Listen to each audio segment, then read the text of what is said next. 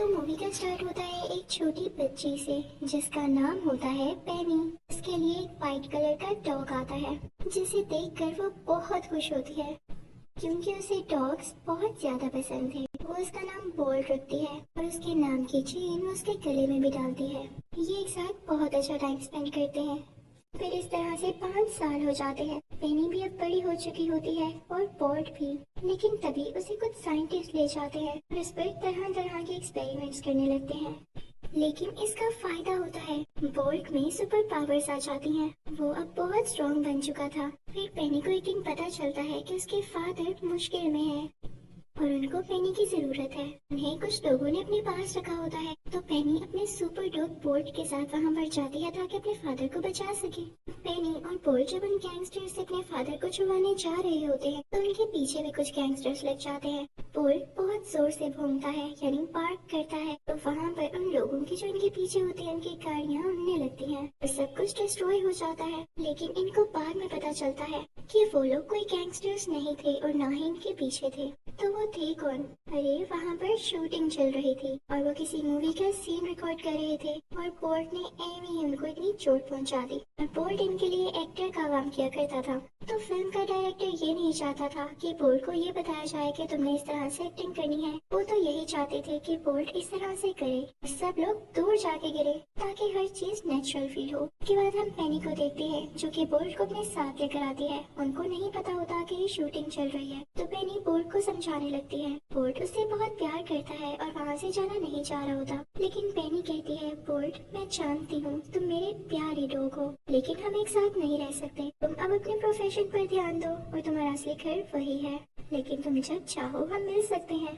Bolt का घर इसी वैन के अंदर होता है और पेनी वहाँ से चली जाती है। तभी 2 स्ट्रे कैट्स आती हैं और वो बोल्ट को आके तंग करने लगती हैं कि अच्छा तुम सुपर डॉग हो, बहुत सुना है तुम्हारे बारे में और तुम यहाँ रहते हो। वो भी बोल्ट को नहीं बताती कि जो कुछ आज हुआ वो शूटिंग थी। वो उसे कहती है कि अगर वही आदमी पेनी को दोबारा तंग करेंगे तो तुम दोबारा उसे बचाओगे। तो बोल्ट कहता है हमेशा बचाऊंगा। अब अगला दिन फिर से स्टार्ट होता है और हम पेनी और बोल्ट को देखते हैं जो कि दोबारा से उस जगह जा रहे होते हैं जहाँ पर पेनी के फादर कैद होते हैं और इस सीन की भी शूटिंग की जा रही होती है। और इस सीन में हमें ये दिखाया जाता है कि वहाँ गैंगस्टर्स को पता चल जाता है कि पेनी और बोल्ट आ चुके हैं, तो वो पेनी को भी अपने पास पकड़ लेते हैं और बोल्ट को एक बॉक्स में बंद कर देते हैं। पेनी को तो पहले शूटिंग में मजा आ रहा था क्योंकि उसके फादर को असल में किसी ने कैद नहीं किया था। लेकिन जब वो ये देखती है कि बोल्ट बॉक्स में बंद है और वो परेशान हो रहा है कि मैं भी अब कैद हो चुकी हूँ और मेरे फादर भी, तो वो बोल्ट को बताने चाहती है कि ये सिर्फ शूटिंग है और हम सब सेफ हैं। तो डायरेक्टर उसे रोक लेता है और कहता है नहीं, हमें इसे नेचुरल रखना है।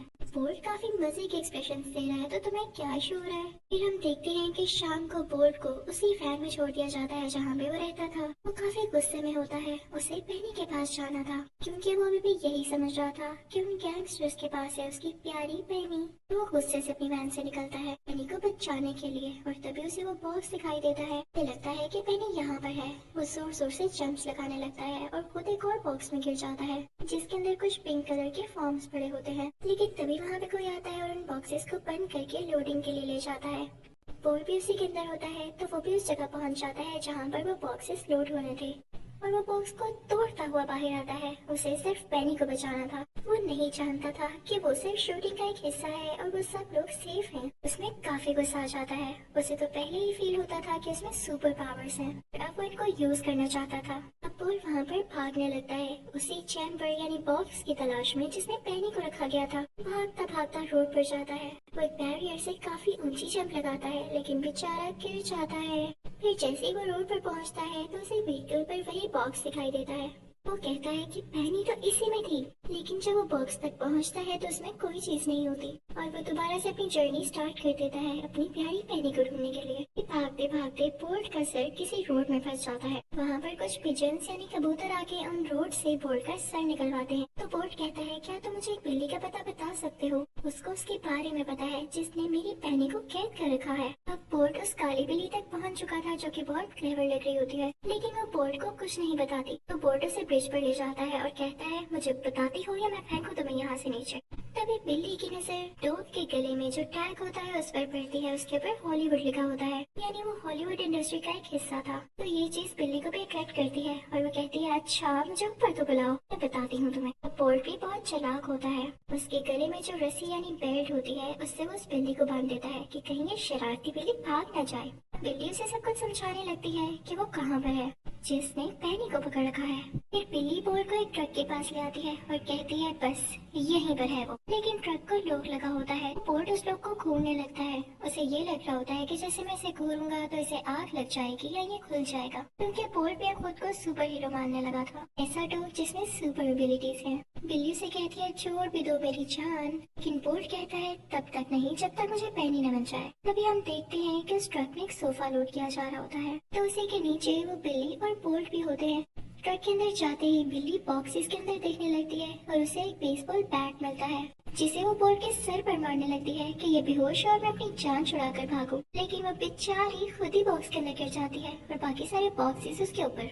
लेकिन साथ ही साथ वही पिंक फॉर्म्स बॉल पर भी गिरते हैं और वो ट्रक से नीचे उतर जाता है। वो बेचारा काफी डर जाता है, लेकिन उसे ट्रक से जंप लगाने के बाद काफी दर्द हो रहा होता है। तो बोर्ड बिल्ली से कहता है यार वैसे मुझे आज तक दर्द तो नहीं हुआ, लेकिन अब दर्द हो रहा है। तो बिल्ली कहती है तुम भी पता नहीं खुद को क्या समझते हो, तुम चलते हुए ट्रक से जंप लगाकर रोड पे गिर रहे हो और तुम्हें दर्द भी ना हो, वाह।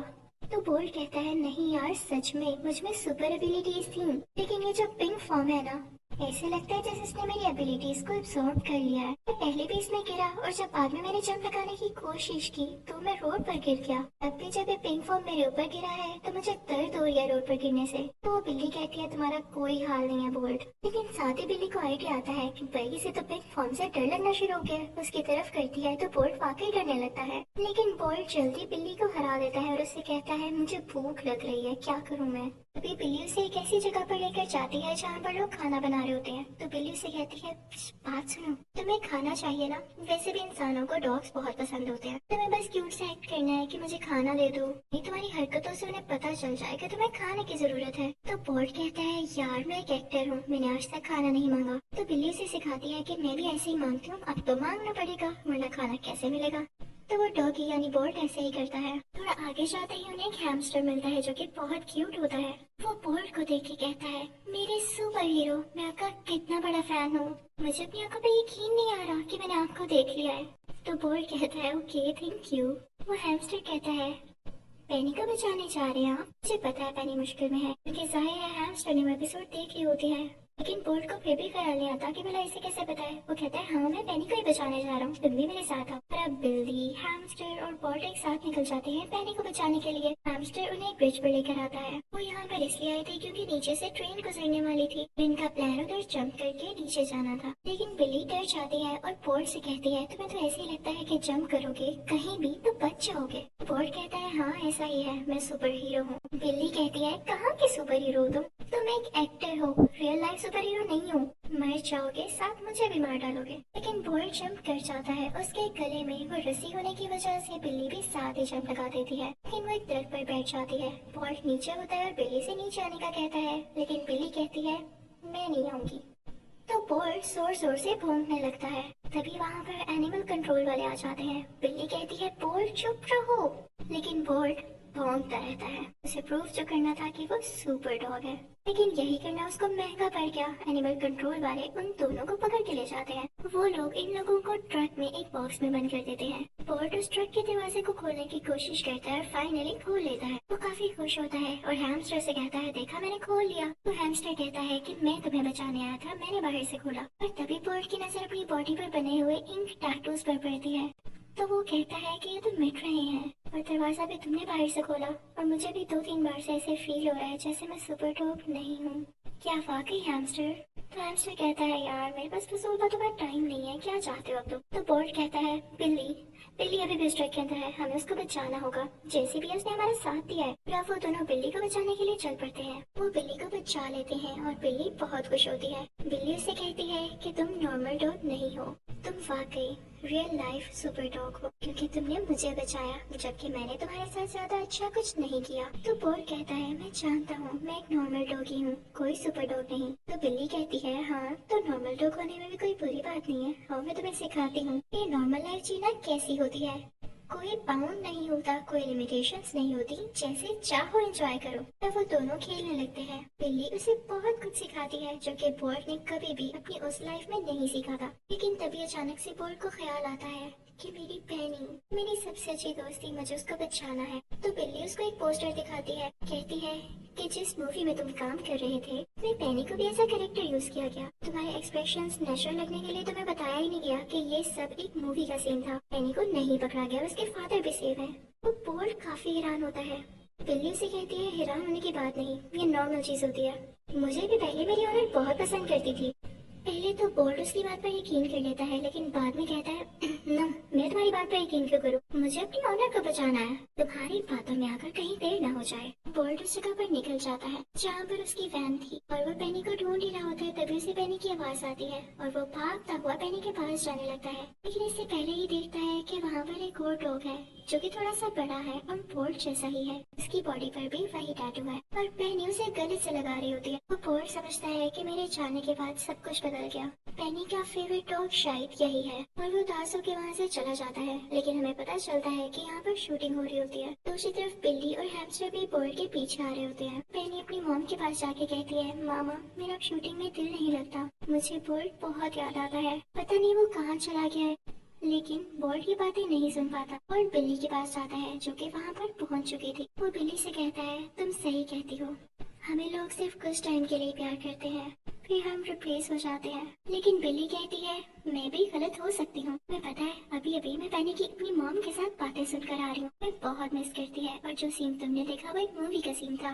तो बोर्ड कहता है बस करो, कितनी बार अपनी बात बदलोगी, ठीक हूँ मैं, तुम्हारी इन बातों से मुझे कोई फर्क नहीं पड़ेगा। फिर वो लोग वहाँ से उस जगह जाते हैं जहाँ पे मूवी का अगला सीन शूट हो रहा होता है। पेनी को किसी जगह लटकाया जाता है। जो दूसरा डॉग होता है जो कि बोर्ड जैसा दिख रहा था, उसका यहाँ पे ये सीन था कि वो पेनी को जाकर बचाएगा, लेकिन वो सबसे डर जाता है और बोर्ड की तरह एक्टिंग नहीं कर पाता, और इसी बीच वहाँ पर आग लग जाती है। सब लोग वहाँ से डर के भाग जाते हैं और पेनी बेचारी अकेली रह जाती है। उसे बहुत दुख होता है कि उसकी फिक्र किसी ने नहीं की। तभी वहाँ पर बोर्ड भागा भागा आता है और पेनी को बचा लेता है। पेनी उसे गले से लगा लेती है और कहती है बोर्ड, मैंने तुम्हें बहुत मिस किया। वो दोनों भागने लगते हैं, लेकिन स्मोक से पेनी बेहोश हो जाती है और नीचे गिर जाती है। बोर्ड उसके पास ही रोने लग जाता है और भौंकने लग जाता है कि कोई उसकी मदद के लिए आए। वहीं से रेस्क्यू टीम उन्हें बचाने के लिए आती है। उन दोनों को वहाँ से हॉस्पिटल ले जाया जाता है और सब लोग, चाहे वो बोर्ड के फैंस हो या नॉर्मल लोग, बोर्ड की तारीफ कर रहे होते हैं। ये मूवी में भी ये सुपर हीरो था और रियल लाइफ में भी इसने पेनी की जान बचाकर सुपर हीरोज वाला ही काम किया है। इसको सुनकर बोर्ड काफी खुश होता है। बोर्ड और पेनी अब इस मूवी में दोबारा से काम करने लगते हैं। वो सब एक साथ रहने लगे थे, और मजे की बात ये कि बिल्ली और हैमस्टर भी उनके साथ रहते थे। अब उनकी लाइफ बहुत मजे की थी, और यही इस मूवी की हैप्पी एंडिंग होती है। Thank you for watching.